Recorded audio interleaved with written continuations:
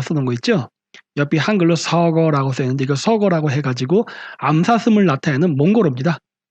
그러니까 그 소호금천이라는 이름이 제가 앞전에 1편에서 얘기했지 않습니까? 그건 황금사슴을 뜻한다고 그랬는데 실질적으로 현재 그 몽골어에서도 서거는 암사슴으로 나옵니다. 이게 암사슴으로 나오는 이유는요. 그 옛날 때 그 종교적 지도자는 여성이었기 때문에 그래요. 그래서 원래 옛날 때도 그 신라에서도 그 금관을 쓰고 그 화려한 의상을 입었던 사람들은 원래는 남자가 아니라 여자였습니다. 인제 불교 이후에는 이제 물론 바뀌지만 그 종교가 남성 중심으로 바뀌지만은 그 이전 샤머니즘 때는 여성 중심의 종교였거든요. 그래서 그 이런 게 있고 그다음에 요 가운데 있는 이 비석의 탁보는 뭐냐면 몽골 오르헌 언덕에 있는 투르크계 민족이 세웠던 그 돌골 제국의 비문인데 사슴이 그려져 있죠. 네. 저런 사슴이 그려져 있는 비문은요. 이 그 비석의 그 주인이 왕이었다는 걸 뜻합니다. 물론 종교적 왕이죠. 그리고 그 옆에는 그 티베트 불교에 나오는 사슴들인데 이 티베트 불교는 고대 그 샤머니즘하고 불교가 그 융합이 돼서 만들어진 종교다 보니까 이 불교 속에도 여전히 샤머니즘의 상징이었던 사슴이 이렇게 나오는 걸 알 수가 있죠. 태양이 같이 있는데 이거 법륜인데 이거 태양 상징하거든요. 태양하고 그 술록 즉 사슴이 겹치면 뭘로 보입니까? 요 밑에 이것처럼 황금사슴으로 보이는 거거든요. 불타오르는 사슴.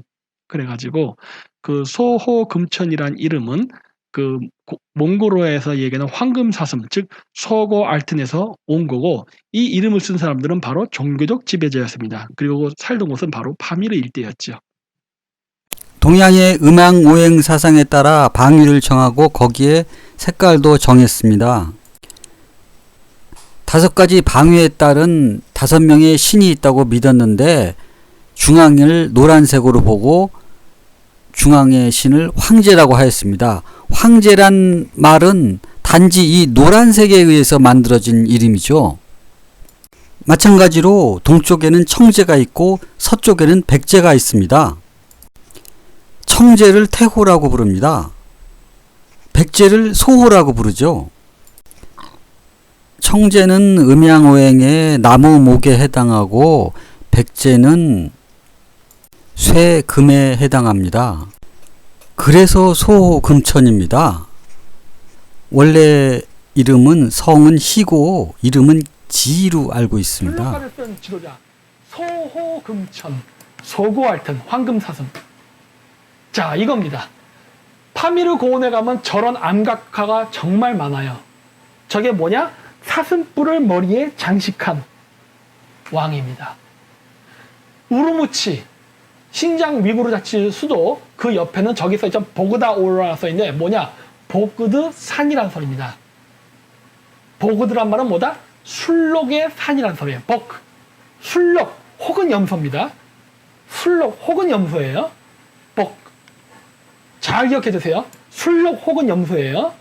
그래서 신장 위구르 자치주의 주도인 우르무치 옆에는 보그드 산이 있는데 거기가 옛날 때 마고신이 살았다고 하는 전설이 있고 저기에 술록뿔을 머리에 장식한 거를 저렇게 암각화로 표현한 거예요.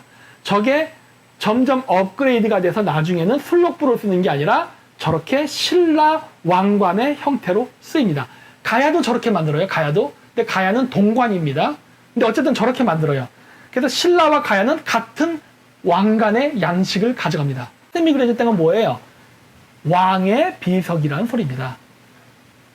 스키타의 왕을 황금사슴, 소호금천, 소고알튼이라고 부르기 때문에 그래서 사얀산에는 이런 식으로 신라에서는 이렇게 술록함 그게 바이킹 쪽으로 가게 되면 어떻게 된다? 술록간을 쓰는데 그 중간지대에서는 바이킹족들이 촛불을 머리에 쓰고 유태인들은 메노라라 그래서 촛대로 씁니다. 저 메노라라는 촛대는 기원이 뭐다? 술록의 뿔입니다. 북극성 신앙과 관련이 있는 거예요. 아시죠?